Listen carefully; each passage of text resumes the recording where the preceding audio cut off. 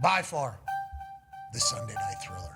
The game of the year between the 11-4 Chicago Bears versus the 11-4 San Francisco 49ers. Caleb Williams, Ben Johnson taking on Brock Purdy, Kyle Shanahan. Now, Shanahan, Ben Johnson, hello. I mean, here we are. Obviously, McVay's name gets tossed in there and some others. But whenever you're talking about offensive minds, when you're talking about offensive brilliance, you're talking about those two coordinators. And then the defense coordinators in this game, Dennis Allen, former head coach, Robert Saleh, former head coach. So whenever you talk about four supreme, incredible coordinators, you talk about this particular matchup. In forecasting it, I don't think we would have expected a shootout.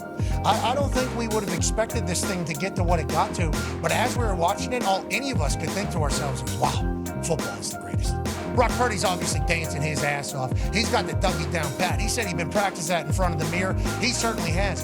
First play, pick six. Chicago Bears defense. How you doing? Keep it moving. In Santa Clara. 15 seconds into this game, it's 7-0 Chicago Bears. Is Brock Purdy going to have one of those ass games that he's had in the past? Is Christian McCaffrey not going to be able to do anything? Christian McCaffrey goes absolutely home. Now, I put out a couple tweets about Christian McCaffrey and the way we talk about him. It's as if he's a machine. He never gets tired. How is this guy on the field all the time? How does this guy get the ball all the time? How does he take this many hits? How is he able to just never get tired? And how is he always explosive? Because, you know, in boxing, later rounds, the juice is all gone. So landing a massive shot in like the 10th, 11th, 12th, 3rd is going to be difficult just because you don't have enough explosion in you because of how long the fight has been. In the fourth quarter, third quarter, after you've gotten the ball 40 times, both through the sky and on the ground, I don't know how there's any explosion left in your body. He somehow always has it. Always explosive, never gets tired, always has the ball, and this dude is special. In Brock Purdy, he's seemingly at a different level this year. The Purdy boxing is fantastic. It's not just through the sky and understanding what is going on. How about on the ground? I'm gonna be faster than you, and then I'm gonna do my shit. Yeah, hey. I saw some white people on the internet saying what Purdy was doing was cringe. Yeah, right. Purdy crushes that thing. Now a little bit of a juke here, you know, stays clean. Name and gives the Hulkster, excuse me, let me hear it, Santa Clara. You got an absolute dog here getting paid $50 million a year. And then this play, obviously gonna run for the rest of time for Brock Purdy on Sunday Night Football. He's shaking, he's baking, he's cooking, he's looking, and touchdown! Harvard Big Brain Juice with the perfect spike. And Brock Purdy got Euro step. Hey. Brock Purdy, unbelievable. Now, Trent Williams pulls a hamstring. Okay, so what is that going to do? George Kittle obviously not playing. What are they going to look like going forward? But this San Francisco 49ers team outgunned, outmanned, outlasted the Chicago Bears team who had a chance. The Chicago Bears had 4 seconds left on the clock, down 4. And they had Caleb Williams with the ball in his hands. All he had to do was score a touchdown from the 2.5-yard line. He's cooking. He's moving. Is anybody open? Final answer, no. Does he throw one? Yes. Does Tirico make a great call? Absolutely. Love the energy. The San Francisco 49ers win. The San Francisco 49ers won that game on that play. Nobody was open. Now, were we expecting some Ben Johnson shit? Okay, they ran a hook and ladder right before that to get down there. Was there a 2-point play maybe that could have happened that Ben Johnson had in his back pocket to win the game? Potentially. But instead what we saw was an electrifying, epic, instant classic between these two teams who obviously are going to have great runs in the playoffs and potentially are only getting started with these two franchises for the next 5-10 years. Thank you, football. Thank you, Bears. Thank you, Niners. Thank you, Sunday Night Football, D-Boy. Yeah, unbelievable stop right there by Deommodore Lenoir at that corner on that hook and ladder.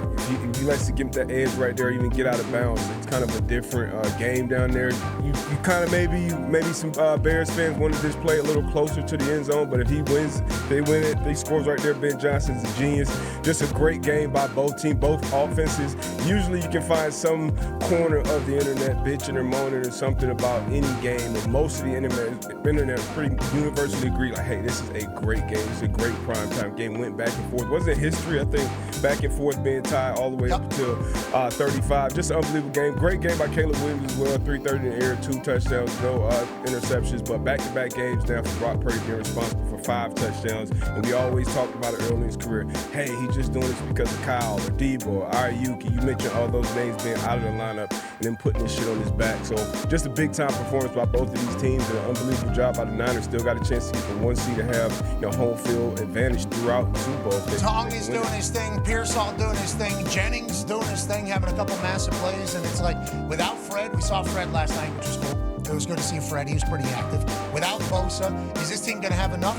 Do they have enough on the defensive side? I know Ben Johnson and Chicago Bears offense is very good, but do the Niners have enough on the defensive side? They're playing for the number 1 seed. No, I think that'd be the question for both of these teams. The defense, can they step up and stop? You gave up 80 points on the field, so I don't think either one of these teams have enough on that side of the ball. Offensively, I think both of these teams can make it work. Okay, so that's the number 1 headline coming out of Week 17 is the Sunday Night Thriller. What are a couple things we missed, D-But, you think? We kind of mentioned it a little bit. The Broncos first. And again, Rex, you before this game was played yesterday morning on Sunday NFL Countdown, what did you say about Brock Purdy? I said he's the most underrated quarterback in football, and it's not close because he doesn't look like I like him to look. Right. The big, strong, athletic guy.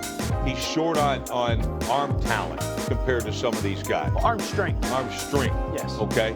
The talent is between his ears right here. This guy is so smart, throws with anticipation, timing, and accuracy. And quite honestly, he reminds me of Drew Brees. And here's what people have to understand. When you think of a guy with a weaker arm, you think, oh, he's just checking the ball down and all that. Okay? The exact opposite is true of the Niners attack. He pitches it down the field, probably as far down the field as anybody since he's been the quarterback. And again, the throw, Hanno, you had that throw to Jennings. The game winner. Yeah. This is ridiculous. Yeah. The throw is absolutely ridiculous. It's all about knowing, he knows where the guy's going to be, doesn't necessarily see it, but right here, you show this one. This is the drive. This is the drive. Yep. But the throw that I love is, I think, coming up right here. It's coming up next. This is the screen to McAfee. This is the whole drive. The throw's next. It's coming. But to me, that throw is incredible because he has to drop it over. Here it is. Yeah, right here. He's got to drop it over the first line and in between the safeties. That's why every now and then you'll see a ball get intercepted if it's not perfect. Well, he throws perfect balls. He literally throws perfect passes. It's unreal. I don't know how, do you realize how talented you have to be to drop a ball into that level right there? Let's take a moment to talk about what this team has done, okay? The 49ers are a team that has been left for dead so many times this year. If you just put together a roster of everyone who's not playing for them, that team would make the playoffs. And yet they're playing Saturday night for the 1 seed in the NFC. Take a look at the graphic, Greeny, and we'll see how many key players. We haven't even mentioned Brandon Ayuk. Who might have been their best wide receiver, who they're paying about $30 million a year. Right. No Nick Bosa, no Fred Warner, no Mikael Williams, who's their first-round pick. Brock Purdy missed almost half the season. Ricky Pearsall missed almost half the season. George Kittle didn't play last night and has missed 6 games. Last night, there's left tackle Trent Williams goes out of the game early. They play essentially the entire game without their starting left tackle.